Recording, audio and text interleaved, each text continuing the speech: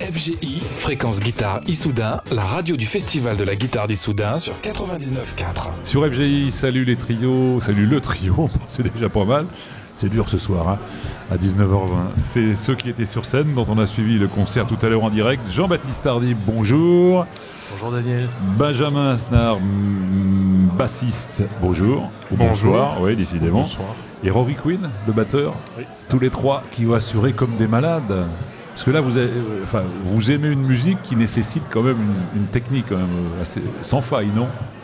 C'est ce qu'on essaie de faire croire. Ah oui, d'accord, mais vous avez réussi, alors bravo. Ah non, finalement, vous faites n'importe quoi au hasard? Non, c'est loin d'être au hasard. Mais non. Qu'est-ce que tu dis? L'avantage du groupe, c'est qu'on peut plus ou moins se reposer un peu quand même les uns sur les autres. Et que c'est vrai. C'est l'énergie collective qui fait que ça marche plus que la... Alors ce soir, c'était la partie jazz de Jean-Baptiste Hardy. Ouais. Je me suis laissé dire, parce que je me suis renseigné, que tu maîtrises aussi bien, mais d'autres styles de musique, c'est ça? Disons que j'ai joué cette semaine tout seul, c'est sans doute de ça dont tu as entendu parler. Voilà, par exemple, des concerts à la maison. Parce que j'ai posé la question, j'ai dit, mais Jean-Baptiste était en trio cette semaine pour les concerts à la maison. On m'a dit pas du tout. Pas du tout. Alors la semaine la semaine concert à la maison, c'était plutôt quel style alors? C'était plutôt la partie picking acoustique, mes influences classiques, finger picking. Oui, alors j'ai joué quand même un petit peu de morceaux de jazz et même des morceaux qu'on a joués ce soir, mais de manière plus acoustique et avec un looper pour les remplacer. Après, c'est ce que je disais, un looper ne remplace pas des personnes et c'est pas du tout le même résultat. C'est-à-dire que tu avais le bassiste, tu enregistrais d'abord la partie de basse et allons-y. Alors j'avais fait une rythmique à la guitare.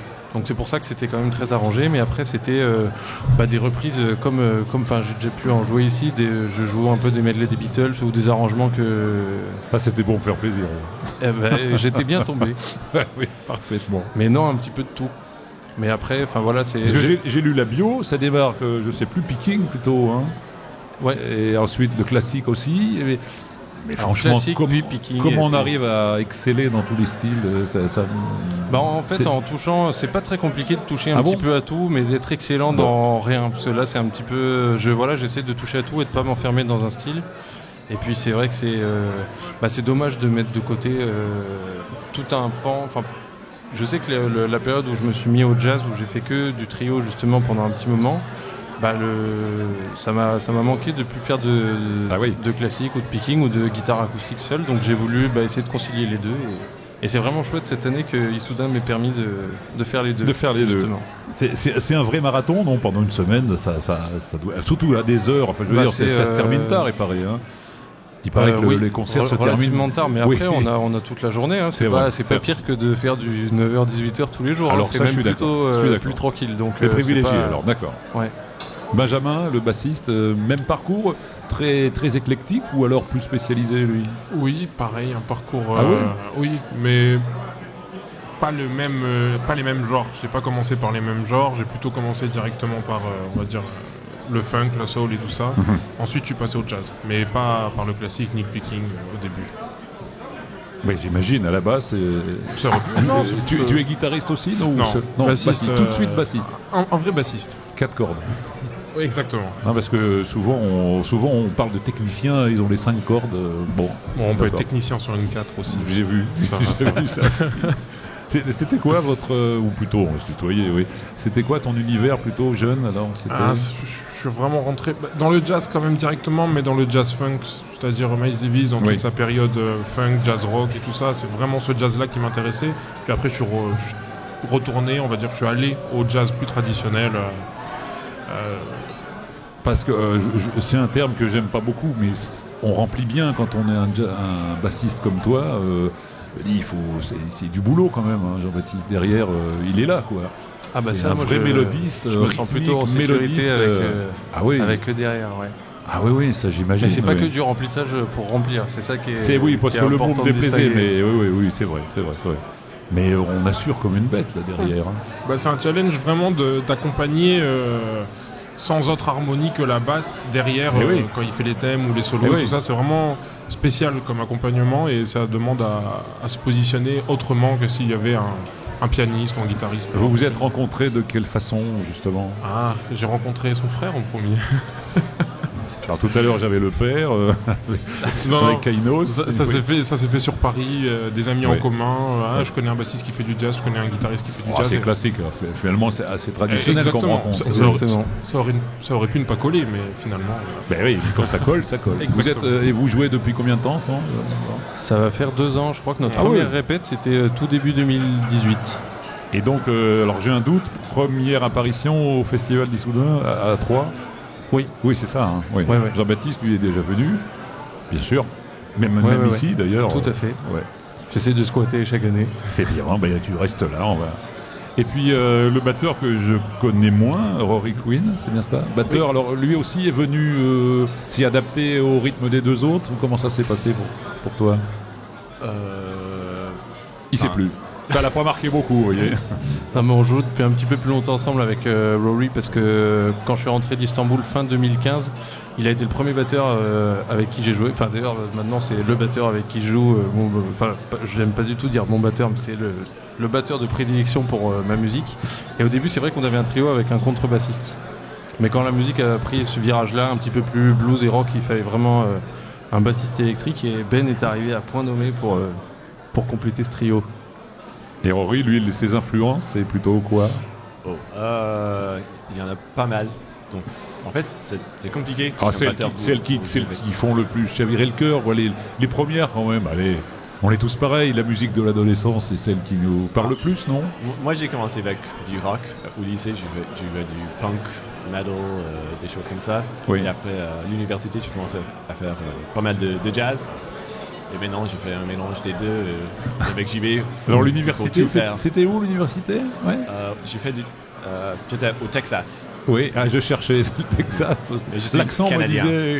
C'est canadien? Là, je suis très mauvais en accent, alors je me cherchais. C'est pas l'accent texan. Ça m'inquiète pour ton oreille musicale. Oh, c'est gentil. Alors ça, je vais la garder. Je vais la garder, celle-là. Et donc, pardon, j'écoute, Rory. Mais oui, quand on joue avec JB, il faut faire du latin, jazz, manouche, jazz. Il faut savoir tout faire. C'est dur, même si c'est choisir une batterie. On travaille beaucoup ou on se repose sur les acquis, le bassiste, batteur? On travaille beaucoup individuellement, je pense chacun de notre côté. Il faut le dire, hein, parce que ceux qui disent ils sont doués, c'est pas difficile. Non, on bosse. C'est jamais inné, il y a toujours un travail. On bosse. Et on travaille chacun individuellement, chacun de notre côté, et puis après quand on se retrouve, on a toujours progressé un peu, chacun à notre manière. Même pour la mise en place des morceaux, et puis ce que disait Rory, comme c'est assez bigarré, il y a des morceaux quand ils arrivent, on sait pas très bien quel rythme faire, et puis moi je suis un peu nul je sais pas très bien cataloguer les différentes rythmiques, donc je peux pas leur dire là c'est bossa nova, là c'est plus comme ci, comme ça. Je leur dis juste c'est un petit peu comme ça. Et puis depuis le début, ils s'adaptent presque instantanément avec ce que j'avais dans la tête. Donc, alors le jazz, c'est moins ce que je connais, j'avoue, c'est vrai. Mais comme tu disais tout à l'heure, mon oreille musicale est défaillante. Mais vous jouez chaque fois la même chose, vraiment Ah ben non, c'est même impossible de jouer chaque fois la même chose.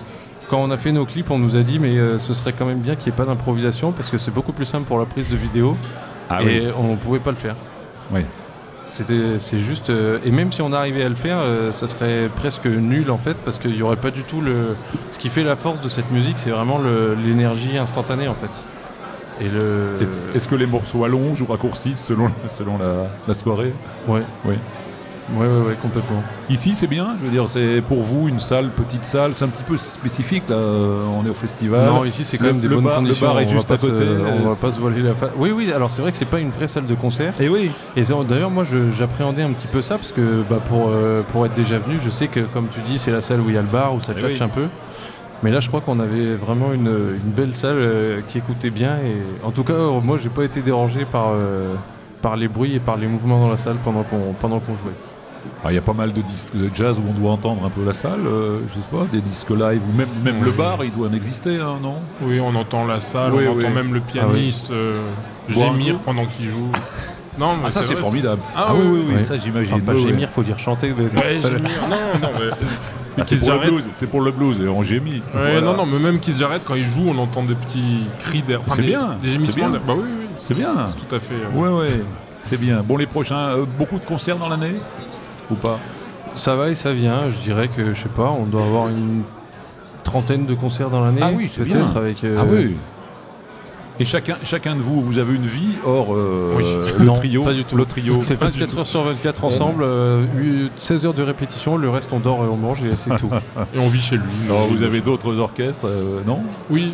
Tous les deux? Oui, tous les trois. Ouais. Bah, je pense qu'à moins qu'on soit dans un groupe comme les Rolling Stones par exemple, tous les musiciens du monde n'ont pas qu'une formation. Ouais. C'est-à-dire leur Ben, par exemple, parce que c'est comme ça. Alors, j'ai pas d'autres groupes fixes, on va dire que c'est le seul groupe fixe, mais je fais beaucoup de remplacements ou de projets éphémères qui vont se passer dans un club de jazz ou un autre club de jazz, donc c'est comme ça que ça marche. Oui, la même chose. Oui. Vous avez d'autres amours? Des autres groupes de reprises, un groupe de blues, rock et du jazz. Enfin, les projets, c'est quand même de rester ensemble, pour l'instant. Tant que ça fonctionne, carrément. Très bien. Merci Jean-Baptiste, c'est la fin du marathon pour toi. Enfin, oui, pour toi, exactement. Parce que vous n'étiez pas là. C'est ce que je disais, c'est plutôt chouette d'être programmé au tout début du festival, comme ça après là. Demain et après-demain, c'est relax. Tu vas tester quelques guitares, non, dans le... Ah bah oui. Ouais. Oui. Jouer, ça va 5 minutes, mais c'est surtout pour avoir des belles guitares entre les mains. Non, je plaisante. Mais bien sûr, c'est une part très importante ici. Hein. Le salon des luthiers est plutôt relevé et moi j'attends toujours ça avec impatience. Tu vas toujours encore dire que je suis nul là-dessus, mais j'espère que c'est pas ça que tu retiendras. Maintenant c'est foutu pour la soirée. Pour qui tu passes? J'étais étonné du choix de ta guitare, j'ai adoré. Et je sais pas, c'est assez courant, le Jazzman avec une Telecaster. En fait, alors beaucoup plus que ce qu'on. Je dirais pas que c'est la guitare la plus courante. Mais il me semble, oui. Mais déjà, le jazz, il a vraiment tendance à se diversifier de plus en plus. Le jazz aujourd'hui, ça veut presque plus rien dire, tellement il y a de mouvements différents et de sons différents et du coup de guitares différentes aussi. Mais ça, c'est vrai que c'est un modèle tellement en référence et prisé par tous les guitaristes. Oui. Même quand ils en jouent pas sur scène, je connais plein de guitaristes de jazz qui ont tous eu Telecaster chez eux. D'accord. Et moi, j'ai toujours rêvé dans. Moi, j'ai l'impression que tu jouais du jazz avec le son blues et rock. Ouais, c'est ça. C'est ça un peu, non? J'ai changé un petit peu de son, alors pas beaucoup, mais 2-3 fois dans le concert. Il y avait des sons un petit peu plus clairs et des sons un petit peu plus. Avec un peu plus rock, d'overdrive, avec Michel Fraisse au platine. Ah, c'est lui! Ah ouais, c'est d'accord. Ah bah lui, il a son oreille qui nous fait maigrir le son, on va dire. Eh ben tant mieux! Ah bah non, ça, on était très bien. Bon, il y a un album, non? Il y a un CD, dites-moi. Ah oui, bien sûr. On a enregistré notre album ensemble, reprise l'an dernier. Et donc qu'on continue à défendre et on espère que s'il se vend bien, ça va financer le suivant, parce que là il y a eu quand même pas mal de morceaux nouveaux qui sont pas encore enregistrés et qu'on ne demande qu'à mettre dans la boîte. Très bien, il y a quelqu'un que tu rêves de rencontrer dans le milieu de la musique? Moi c'était Benjamin Asnar et Rory. C'est fait, donc c'est fait, d'accord. Maintenant ils vont répondre la même chose. Non, tu vois, moi l'une de mes idoles ça a été, c'est toujours John Scofield, et puis il y a 3 ans quand il est venu, j'ai passé tout le concert au Dadgad de JCD debout à côté de lui. Je savais pas quoi lui dire, d'ailleurs je n'ai rien dit. Donc tu vois, je me suis senti tout bête et. Oui, sur toi, c'est ce qu'on ressent tous dans ces cas-là. On ne dit rien, vaut mieux. À part merci, voilà, c'est ça. C'est ce que je vais vous dire. Merci à toi. Trio. Donc c'est fini pour vous, mais si vous êtes dans le quartier, n'hésitez pas à venir nous voir, on sera content. Avec plaisir. Vous êtes où maintenant? Enfin, le prochain concert, c'est Paris. C'est Paris. Ouais, d'accord. Paris en novembre. Parfait. C'est bientôt alors. Merci et bravo. 22 novembre pour nos auditeurs parisiens. Et bravo pour ce concert. Paris intramuros. Merci beaucoup, Daniel. C'était un concert hyper tonique. Merci. Non, mais ça n'a rien à voir. C'est du plaisir. Mais je suis en plus soutenu largement par Didier à la technique, Arnaud aussi, et puis Laurent, sans oublier Lucas qui est aux caméras, donc tout va bien pour moi. Ce soir, cette année, c'est une grande édition. Alors cette année, au niveau des médias. C'est bien de le rappeler, puisque non seulement nous sommes en direct pour le son, mais cette année aussi pour l'image. Ouais. Ce qui est moins bien pour moi, mais tant pis. Non, c'est du live. Vous étiez, nous sommes en live. Merci. Okay. Dans le monde entier. Merci les garçons, merci. Salut Daniel, à bientôt.